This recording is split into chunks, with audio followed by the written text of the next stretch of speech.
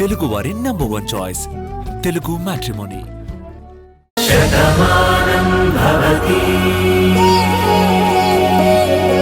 దూరంగా బతుకుతున్నాను. వాళ్ళని తలుచుకున్నప్పుడు మనసుకి కొంచెం బాధగా ఉంటుంది. అదిలా నీరసంలో చూపిస్తుంది. నువ్వు ఒంటరిగా ఉంటున్నావని అర్థమైంది, కానీ ఇప్పుడు నువ్వున్న పరిస్థితి ఏంటో నీకు తెలీదు. మీ వాళ్లకు దూరంగా ఉంటున్నాను అంటున్నావు కదా, వెంటనే వాళ్ళని కలుసుకొని మా దగ్గరికి తీసుకురా. ఏంటి డాక్టర్ అలా మాట్లాడుతున్నారు? నాకేమైంది? ఆ రిపోర్ట్స్లో ఏముంది? ప్రాబ్లం ఏమైనా ఉందా? చెప్పాను కదమ్మా, నీ వాళ్ళని తీసుకుని నా దగ్గరికి తీసుకురా, నేను వాళ్ళతో మాట్లాడతాను. నాతో వచ్చేవాళ్లే ఉంటే నేను ఒంటరిగా ఇక్కడికి ఎందుకు వస్తాను? నేనెవరిని తీసుకురాలేను, అలా అని ఎవరి దగ్గరికి వెళ్ళలేను కూడా. అందుకే పరిస్థితి ఏదైనా సరే నాతో చెప్పండి, నేను అర్థం చేసుకుంటాను. చూడమ్మా, ఇది ఒక పేషెంట్తో నేను చెప్పకూడని విషయం, కానీ ముందు నీ పరిస్థితి ఏంటో నీకు తెలియాలి కాబట్టి చెప్తున్నాను. మీ రిపోర్ట్స్ అన్నీ చెక్ చేశాక నీకు బ్లడ్ క్యాన్సర్ లక్షణాలు కనిపిస్తున్నాయి. వెంటనే ట్రీట్మెంట్ తీసుకోవాలి, లేదంటే నువ్వు బతకడం చాలా కష్టం అవుతుంది. ఆ ట్రీట్మెంట్ కూడా చాలా ఖర్చవుతుంది. పైగా మానసికంగా నువ్వు చాలా ధైర్యంగా ఉండాలి. అందుకే నీ వాళ్ళు నీతో ఉండాలి. పంతాలకు పోయి అయిన వాళ్ళకి దూరంగా ఉండద్దమ్మా. వాళ్ళని తీసుకునిరా, నీకు ట్రీట్మెంట్ చేయాలి. ఇదిగో అమ్మాయి, నేనే.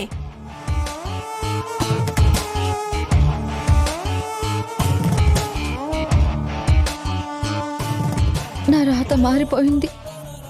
ఈ జీవితం ముగిసిపోయే సమయం దగ్గరకు వచ్చింది. నాకు మురారి కావాలి.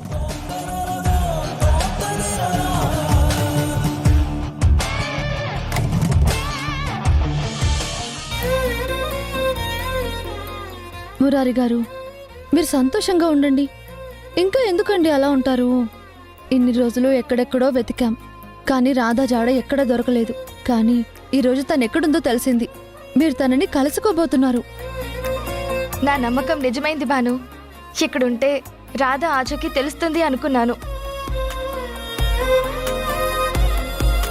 తనని కనిపెడతాము అనుకున్నాము. అనుకున్నట్టుగానే రాధ ఎక్కడుందో తెలిసింది. మేం వెంటనే వెళ్ళి తనని కలుసుకోబోతున్నాం. ఇదంతా నీ వల్లే జరుగుతుంది భాను.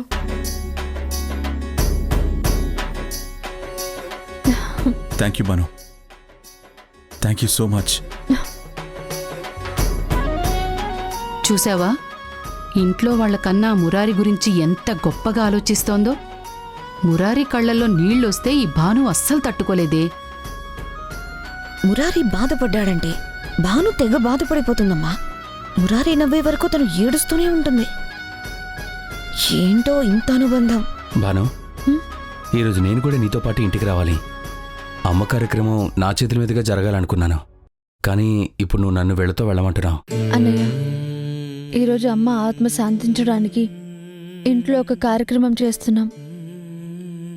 అది ఆవిడ పిల్లలుగా నువ్వు చేసినా నేను చేసినా అమ్మ అర్థం చేసుకుంటుంది.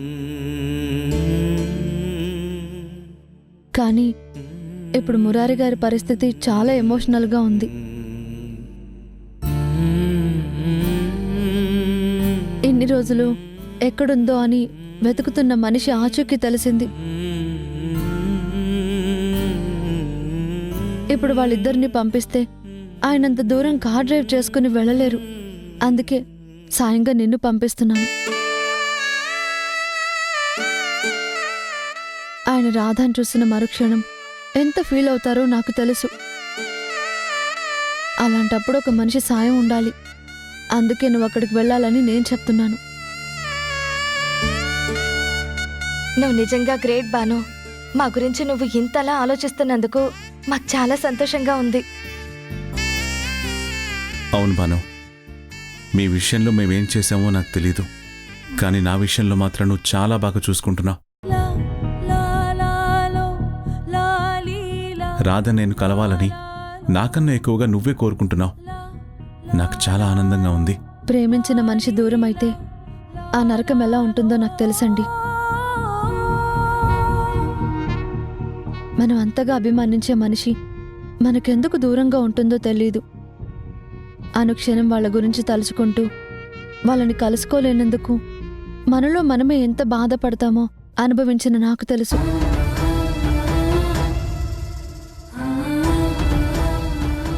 అందుకే మీరు రాధ విషయంలో ఎంత గొప్పగా ఆలోచిస్తారు, రాధని ఎంతగా ఆరాధించారు నేను మీ ఇంట్లో ఉన్నన్ని రోజులు చూశాను.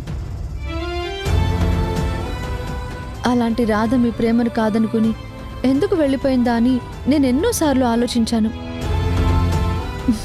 ఇప్పుడు ఆ ప్రశ్నలన్నింటికీ సమాధానం దొరుకుతుంది.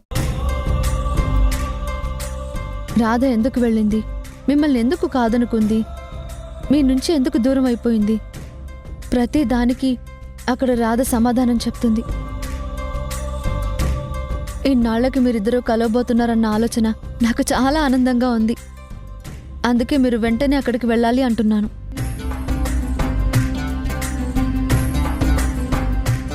సత్య కూడా మీరిద్దరూ కలవాలని ఎంతగానో కోరుకుంటుంది. ఇప్పుడు మీరిద్దరూ ఎలా ఆలోచిస్తారో కూడా నాకు తెలుసు. అందుకే నేను కూడా పంపిస్తున్నాను. ఇప్పటికే ఆలస్యమైంది, త్వరగా బయలుదేరండి. అబ్బో, మురారి మీద అభిమానం మామూలుగా లేదు కదా. ఇప్పుడు ఈవిడిగారే ఆ ప్రేమికుల్ని కలిపేసినట్టు, మొత్తం ఈవిడే సాధించినట్టు, మురారి జీవితానికి ఈవిడే ఆనందాన్నిచ్చినట్టు మురిసిపోతోంది.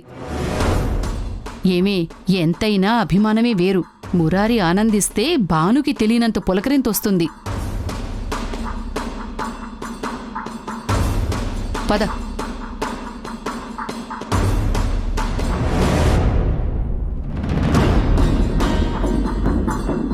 అమ్మా,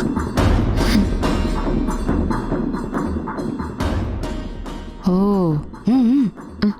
అమ్మా, ఆ? నువ్వు మరీ ఎక్కువగా ఆలోచిస్తున్నావు. మనం ఇలా మాట్లాడుకోవడం ఎవరైనా విన్నారనుకో ఎంత బాధపడతారు. అయినా వీళ్ళింట్లో ఉంటున్నాం, వీళ్ళు ఉప్పు తింటున్నాం. మనం ఇలా అన్నామంటే వాళ్ళని తప్పుగా అన్నామని అనుకుంటారు కదా. నేనేమి తప్పుగా మాట్లాడడం లేదే, కళ్ల ముందు కనిపిస్తుందే మాట్లాడుతున్నాను.